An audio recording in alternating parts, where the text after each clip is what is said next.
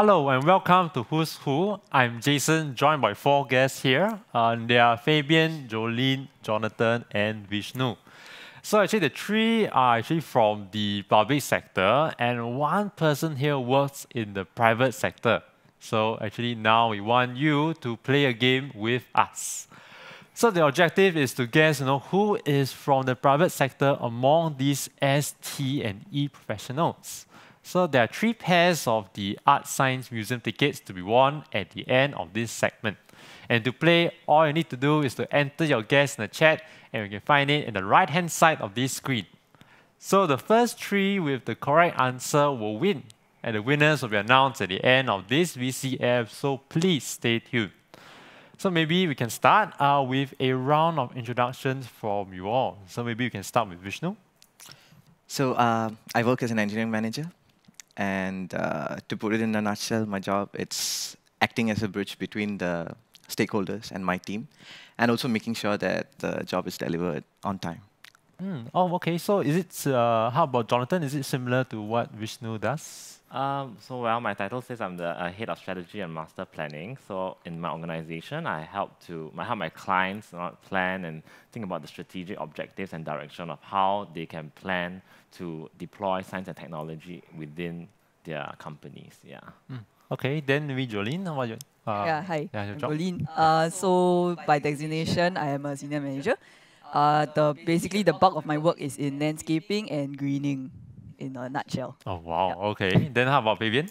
Hi, so my designation is engineer, but actually I mainly focus on research and development, or R&D in short. Yeah. Oh, okay. So actually I realized that maybe your, I would say, your designation is quite similar to perhaps other Jonathan or Vishnu. Maybe you all can actually describe a day of your work. Sure. Yeah. Maybe I'll start. Yeah, you start. Yeah. So for me, a day at work starts with this daily catch-ups that we have with the team. That's where we find out if there are any roadblocks, or also we'll find out what is our progress and stuff. And those roadblocks, either we solve it at that moment, or we make sure that we settle it and we set a time for it. And that's when we work as a team and make sure that it's settled. Yeah. So that's more like day-to-day work. You can say that it's challenging. Yeah. Most of the days. Okay, so you work with people and you also research in tech. Then I think this is also similar to Jonathan. You deal with stakeholders and people as well.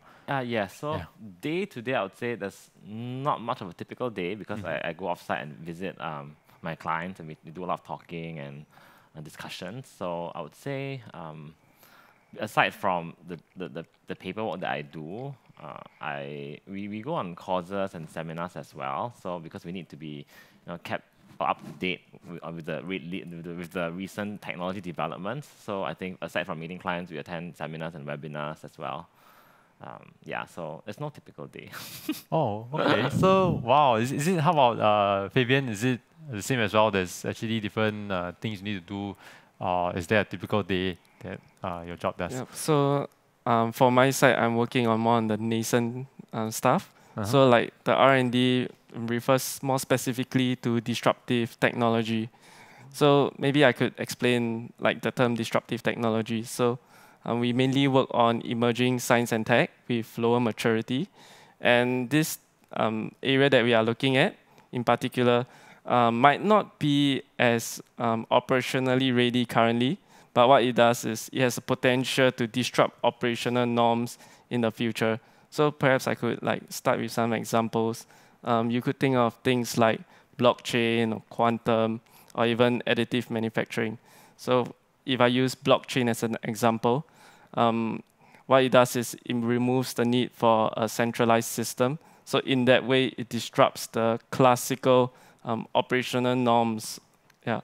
Oh, so you research in emerging technology. Yes. That is actually able to potentially disrupt the market in the future. Yes. Oh, wow. Okay. So actually, I can see some similarities, between like all of you. You do with people, you do research. Then how about Jolene? Actually, kind of interesting because you work with greenery. Is it possible to describe the day of your work? Okay, so a typical day at work for me, I work largely outdoors. I manage plants, trees, growing in urban spaces. And also as part of my job, I also use several technological tools to help me basically assess the health of trees more effectively. And just to keep them healthy, keep them safe. Oh wow! So you also help to incorporate tech Yep, that's within actually trying to manage the greenery in Singapore. Mhm. Oh, okay. So actually moving on, are there any interesting things that y'all have y'all find about your job or what people may find about your job? Maybe we can start with Jonathan. Uh, I think for me, the interesting thing is to be able to to have the opportunity to work on some of the most pressing challenges that we face today, lah. Because like I said, I'm trying to help my clients to use science and tech to solve their everyday problems, to understand their pain points, and then see which technologies are suitable for their use. So for me, I think being able to read up and know about all this technology that's happening, and then try to apply this to my clients, I think that's very very interesting to a lot of people. Yeah. Yeah, actually, this is very similar to what you do. I was about Oh. to say that it's the same. Yeah. It's similar. Oh, okay. Like, Okay. as in, like the most interesting part in my area, my job is that I find is that the exposure that we are given to all sorts of technologies, the very latest, all sorts. Let's not put it latest, but yeah, that's the most interesting part for me, and how we can do research and find out. Like whatever belief we had that this can only do this, but it can also do this, that kind of thing. Yeah, that's the thing that I find most interesting in my job. Yeah. Oh, okay. So actually with that, the research and technology, maybe it's close to what Fabian does. Is there anything interesting that comes out of this kind of research? Yeah, so I think like what they shared, there's this constant learning process, and that definitely keeps you intrigued because you want to uncover more and more, and things are constantly moving. So there definitely is something for you to learn every day. So not only that, I feel that the research environment, and because of how conducive the environment my supervisors and teammates provide, I actually have this very nice environment for me to try to convert some of the concepts into realities. So I could give you an example. One of my colleagues is actually working on quantum imaging. So if you could see, it's so interesting that some of these concepts keeps appearing on the sci-fi movies, and then things like Ant-Man, where you keep hearing this recurring theme of quantum. And you get particularly excited with like the potential of it. Actually, I agree with what Fabian said. I Oh. mean, in terms of the sheer breadth and depth of the Yeah, science yeah. that we are exposed to, I Yes. think that's very interesting. So, Yeah. I Wow, agree. okay. Yeah, lor, because I think it's a big word, or big phrase to say like concept to reality. I think this is something that, all of you are actually trying to do, to actually try to actually incorporate tech into stakeholders or even greenery, right? So, actually, maybe, Jolene, is it possible to elaborate further on, what is interesting about trying to incorporate sure. this tech into So greenery? does sound very very techy. Yeah. So for me, something that I find interesting and most people find interesting is that I get to work with nature. Right, Okay. I work outdoors a lot. And besides understanding how trees grow, and besides the usual landscaping and greening that I do, I also need to know what type of biodiversity different plants and different trees around us attract, and also the impact that they have on the environment lah.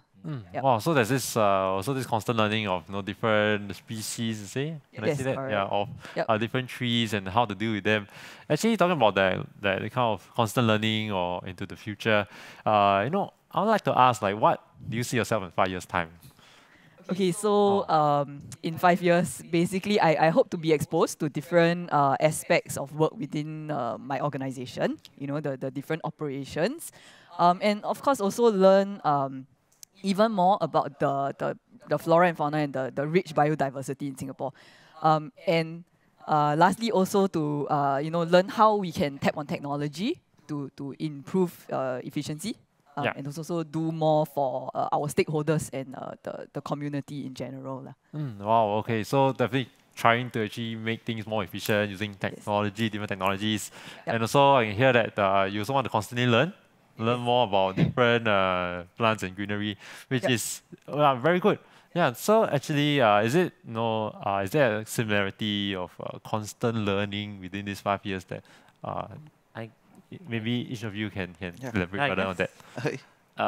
guess as with Jolene, I Yeah. think I'll be looking forward to take on more new and exciting projects Oh. for my company, for my yeah, and also to for me at this career stage where I am, I'm looking forward to take on more managerial roles, essentially to sharpen my leadership skills. Oh yes, yes, So yeah. for me personally, I've had the good fortune to have very good mentors currently and previously. So I think I'm at that stage where I feel I'm ready to take on that kind of role to guide my juniors along. Yeah.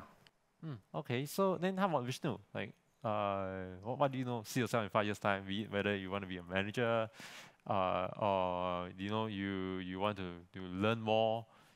Before even I go to that point, the main thing is that whatever I'm doing now, until now, is always about how I can help, how I can be of help to my colleagues, my team, be whatever to solve that particular problem. But at any cost, what I'm always trying is to be that part of that team. So in 5 years also, what I'll see myself will be trying my best how I can be of help to them. Like, try, whether it's mentoring, I got a really good mentor. So that's how I feel like if that's the thing I need to excel in, then yes, I will do that.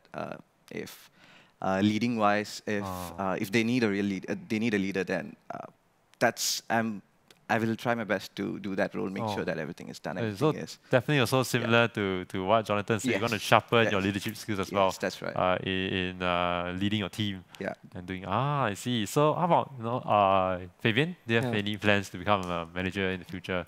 So I think like what they all shared is very relevant. Like how Jolene shares, she wants to have constantly learning and perhaps more on the technical side. And then both Vishnu and Jonathan explain how they would like to take on more leadership roles. So I think I'm lucky to be in a big organization where we actually get to be exposed to like a diversity of skills. So as you could see, like I'm in research, and definitely I will have the chance to deepen my technical skills. But on top of that, we do have chance to work on some of the soft skills, and these are things like managing your own projects.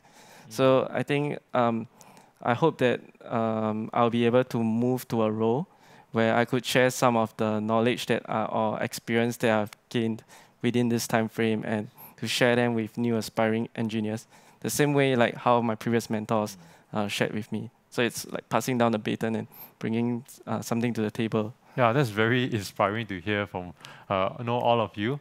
So actually, along your journey within these next 5 years or even now, I think you all actually will meet a lot of challenges along the way. Similar for you as well, Vishnu? Yes, like very similar. Like managing stakeholders is one thing. Yeah. Other than that is like how we got these legacy systems in place that we have to take over from our team. And at that moment, there's no excuse that we can say, oh, it's old, or it's not something that I use. But we have to learn it. We have to make sure that we know every corner of it. So that is one challenging part that me and my team face. But still, it's not like, I'm not saying that it's a bad thing, but it's again something that can help us grow more. Right. Yeah. Yes, I think I also agree on your point because personally, in my job, I also deal with legacy systems, and definitely it's very difficult to change. But we always have to learn to adapt and try to work, on top of it. Actually, is this something that is faced by you, Fabian? Yeah. So maybe because I work in a research environment, so it's a little bit more standalone compared to what Vishnu has. But definitely understand like how he has different challenges every day, and then he tries to overcome them to hit his eventual goal. So for me, because I think that research is a little bit like climbing the mountain, where you are entering this vast unknown, and there are multiple paths that you can take to still reach the peak. And even though sometimes you're on the right path, the path might still be slippery or downwards, and give you this disillusion that you're like moving away from the peak. So the greatest challenge is to always keep this peak in sight. So like what they share, there might be setbacks, or there are times where you are disheartened, but you do have to take on the challenge and then just keep striving forward. Wow, so you just have to keep persevering forward to try to research and make sure that you understand whatever that that you're actually researching on. Okay, so how about actually, Jonathan, does your challenges lies with the stakeholders? Or For is it me, primarily, yeah, yes, different? because Oh, okay. I face a lot of different clients, and in my work, people are just more difficult, to handle, in terms of people have different personalities. So Yes, yes. trying to balance the interests of different stakeholders, be it the tech stakeholders or the business owner stakeholders, trying to get them together on the same page is challenging. But it's also fun. It's also the fun part of my work. Yeah. So it's like that you enjoy it, and then you also Yeah, I guess it's a find it love-hate challenging as relationship, well. right, with most jobs, right? I mean, Yeah, sometimes there yeah, are pieces yeah. of it that you don't Love-hate, really love-hate. like, but then there are also things that you really like. So I think Yes, that yes. makes it spicier, lah. The work, Okay, I yeah, see. not so boring.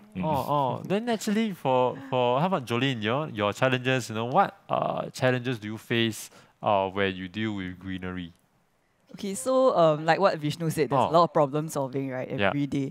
But more relatable to greenery is that basically every day, or actually quite often, we actually use technology to try and identify possible defects in trees, lah, and to just to ensure that they are healthy and they are safe.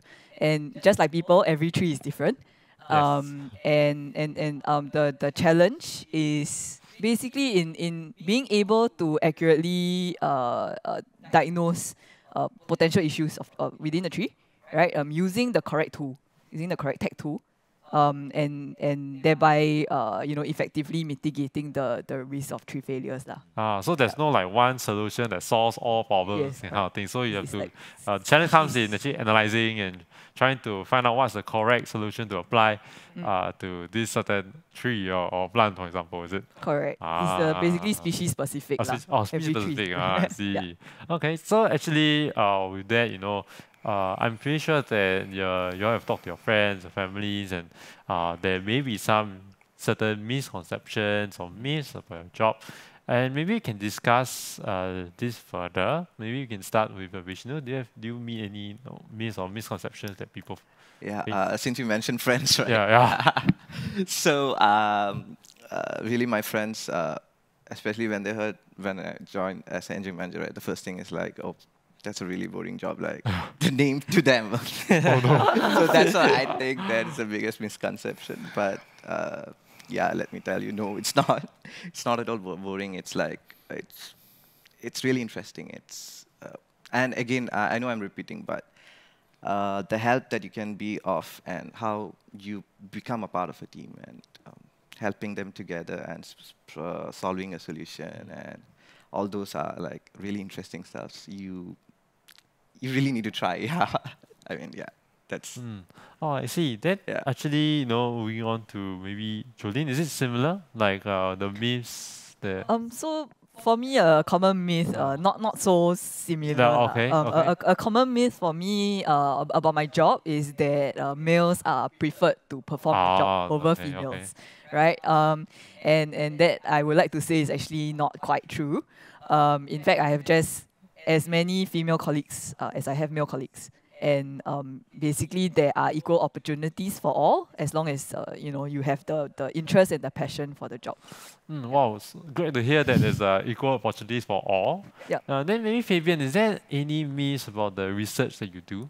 Yeah, so maybe not so much on the research, but more on the misconceptions on the organization that I've heard. Okay. Understand. So I think what I commonly hear is that we have less chance for technical development and that we only take on project management roles. So that's definitely not true. As not only do I push for the ideas of what research to conduct, I actually get to conduct it myself and actually develop them into a working project. So on top of that, something that I hear is that we don't really get much autonomy on what can we do, and it's very rigid. So once again, I would like to say that I actually get quite a lot of chance to express myself and give my inputs as well. Oh, so glad that your organization, you can work or progress in both your technical and management aspect. So maybe, Jonathan, is there any myths? I guess for myself, as coming from a strategy planning role, right? People think that I'm just sitting at my desk writing all day, but back to differ. Previously, I said that actually we do a lot of meetups and with our clients. So that's definitely not true. That we are like desk bound and the job is boring. And there's no typical day, like I said. So you are really happy that you get to actually meet a lot of people, different people. Yeah, definitely. People, I enjoy meeting people. So now with COVID, it's a bit difficult, but gradually we hope that we can have our meetings physical rather than virtual. Yes, well, because we need to show people things. It's always better to do like physically, right, rather than. Oh yes, definitely. I think it's so much easier to try to explain your concepts. Right. True. Even have meetings physically. Then it's easier to actually, for me personally, easier to listen. Also easier to actually share my opinions on certain ideas. Sure. Yeah. So okay, actually maybe we can move on to our final question. We wanted to know, maybe the audience also want to know, like what kind of impact does your job does to the masses? So maybe we can start with Fabian. Yep. So I think for me, because I'm working mainly on disruptive technology, so we try to push the boundaries of the technology and try to use this new science and tech to change the perspective of how things are done. So we hope that the technology that we are pushing for is eventually adopted by others and could be used to enhance safety and security. Jonathan, what impact do you give to your job does to the stakeholders? I guess for me, the meaning comes from being able to help my clients, save, like I said, save time, save costs, all this, adopt technology in a flexible, affordable and a timely fashion. For me, it's a great accomplishment because to see that we can help to solve like all the challenges that I've mentioned earlier, like health crisis or climate change or manpower shortage. So these to me are meaningful, that I see it, the technology that we try to propose being implemented. Yeah, I know Fabian came from a more like research and development perspective. I think I'm at the other spectrum whereby I'm trying to push for things that are really commercially or productized, for them to be more pervasively used. Because we notice that technology sometimes people are just not aware, even though it's there, but they don't use. So we come in from the angle whereby we try to promote and adopt or promote the adoption. I can see that the similarity between maybe the three of you is that you do the research and then you push it over to you, and then you try to push it over to stakeholders that can be like Vishnu, that try to productionize whatever research that maybe Fabian does. So there's some linkage there. Even Jolene as well, right? She could definitely use the science and tech for her job. Oh yes, or even push to Jolene to try to use certain technology. Right? Maybe you research whatever technology you research, we can actually push it over to you to help with the greenery in Singapore. So actually maybe for Jolene, right, I would say the impact, right? Of course, has to do with stakeholders, right? Like what Jonathan said as well. But I think it's more to do with the environment.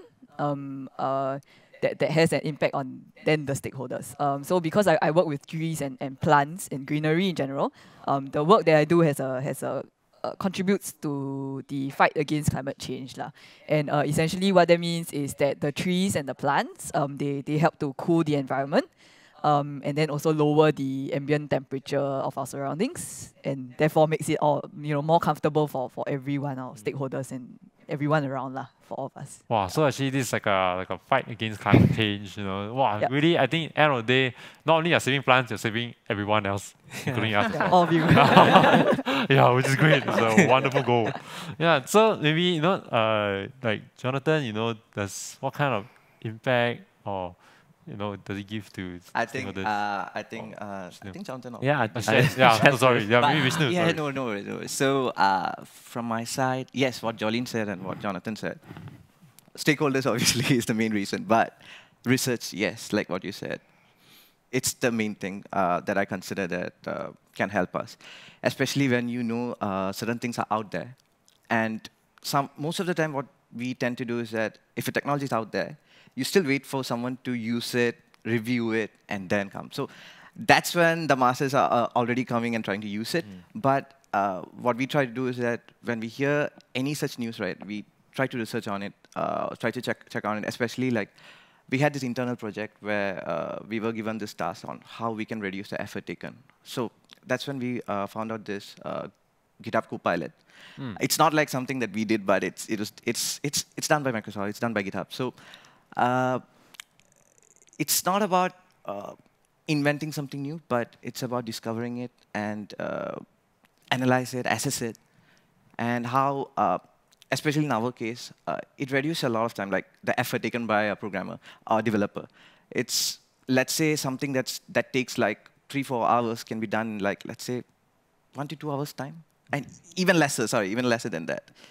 So, so yeah, that's an example on how we got to, by using technology, how we impacted on the effort taken. Yeah. Okay, I so agree with Vishnu. In terms of you can see your clients get the benefit from a certain tech. To me, I think that's very impactful. Like shorten the time, like you said, from 5-hour process to 1 hour. I think definitely. you really make a big difference to your. It again relates back to the part where I said that you need to always stand on top of on the shoulder of a giant. So that's where this Copilot comes. It's already done for you. Everything is done. You just have to analyze, assess, and just learn how to make the AI do your stuff. Right. You know. Yeah. So yeah. Oh, so maybe to clarify, the Copilot they're talking about is actually an AI that's able to, I would say, transform whatever that you want. Like, it's a no-code kind of thing, is it? Yes. So let's say it's like you can comment on it. Like you know how when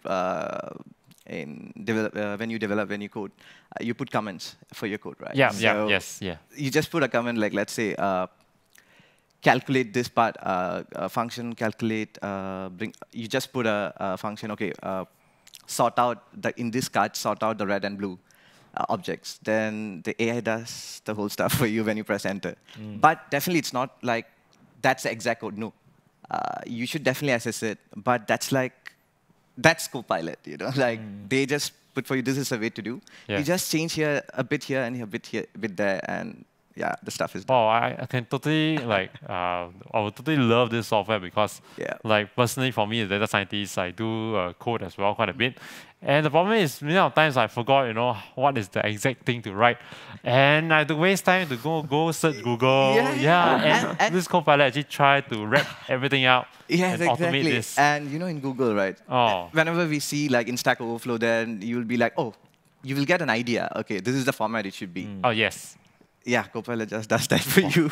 Okay, so now we have actually come to the end of the Who's Who segment. So did you manage to actually guess who the mole is and who was your guess? So actually this is the last chance for you to actually leave your answers down in the chat on the right hand side of the screen to win some cool prizes. And don't forget, the winners will be announced at the end of the VCF, so please stay tuned. Thank you everyone. Thank you.